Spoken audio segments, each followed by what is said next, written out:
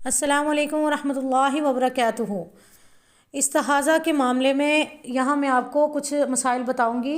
पहले तो ये सुन लें कि इस्तिहाज़ा होता क्या है। 3 दिन और 3 रात हैज़ की ज़्यादा कम से कम मुद्दत है और 10 दिन और 10 रात हैज़ की यानी मेंसेस की ज़्यादा से ज़्यादा मुद्दत है।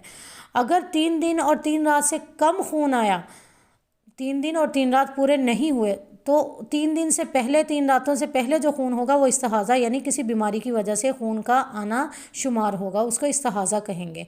इसी तरह 10 दिन और 10 रातें किसी को हैज़ आया लेकिन वो बंद ना हुआ और फिर उसके बाद भी वो 11वें दिन और 11वीं रात को या आगे दिन और रात को चलता रहा, तो 10 दिन और 10 रात हैज़ यानी मेंसेस शुमार होंगे।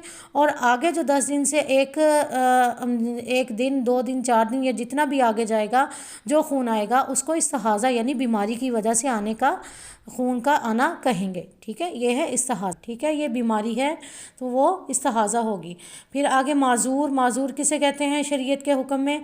तो शरीयत की नज़र में माजूर जो है वो ये है कि अगर किसी को ऐसी कोई बीमारी लाहक है कि जैसे कि पेशाब का कतरा आना या लिकोरिया का आना या खून का आना भी ये भी माजूर में ही शुमार होगा, या खून का आना कि वो पूरे एक नमाज से लेकर दूसरी नमाज के वक़्त तक वो ना रुक पाए, तो उसे माजूर कहेंगे। तो उसके अहकामात हैं अब यहाँ। तो मसला नंबर 1 ये है कि इस्तिहाज़ा का हुक्म ऐसा है जैसे किसी की नक्सीर फूटे, ठीक है, नाक से खून निकल आया, नक्सीर फूटी और बंद ना हो, ऐसी औरत नमाज भी पढ़े और रोज़ा भी रखे।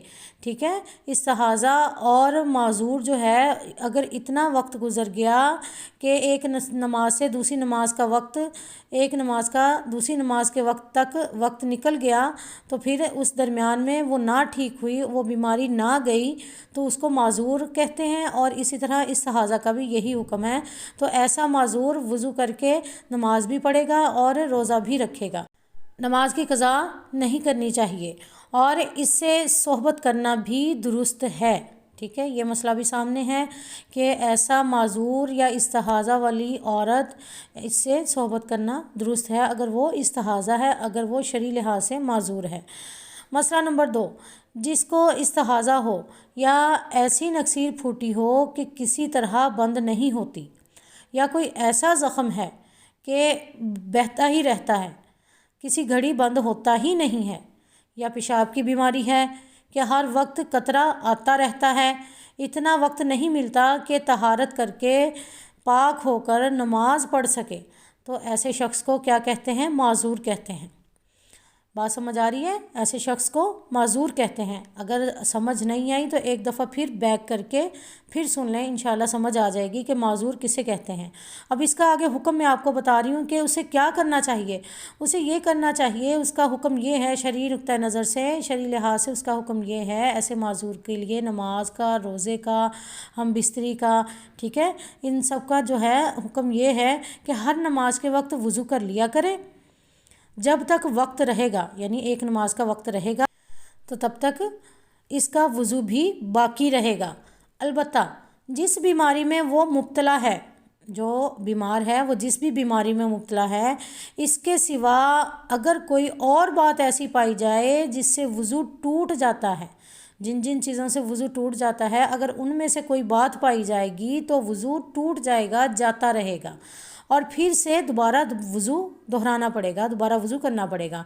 इसकी मिसाल यूँ समझ लें कि किसी की कोई ऐसी नक्सीर फूटी कि किसी तरह बंद नहीं होती, या किसी औरत को इस्तिहाज़ा हुआ और इसने ज़ोहर के वक्त वज़ू कर लिया, तो जब तक ज़ोहर का वक्त रहेगा नक्सीर या इस्तिहाज़ा के खून की वजह से इसका वज़ू ना टूटेगा। अलबत्ता अगर पखाना, पेशाब या इसके सिवा और वज़ू टूटने वाली कोई बात हो जाए या सुई चुभ गई, इससे खून निकल पड़ा, तो वज़ू जाता रहेगा, फिर वज़ू करे। जब ये वक्त चला गया तो फिर दूसरी नमाज का वक्त आ गया तो फिर दोबारा से वज़ू करना पड़ेगा। इसी तरह हर नमाज के लिए वज़ू करे, जब वक्त दाखिल हो गया किसी नमाज का तो वज़ू कर ले और दूसरी नमाज के वक्त तक वज़ू रहेगा। उस दौरान नमाज नफिल सुन्नत जो भी पढ़ना चाहती है पढ़ सकती है, लेकिन जब अगला वक्त दाखिल हो जाएगा तो वज़ू खुद ब खुद ही टूट जाएगा।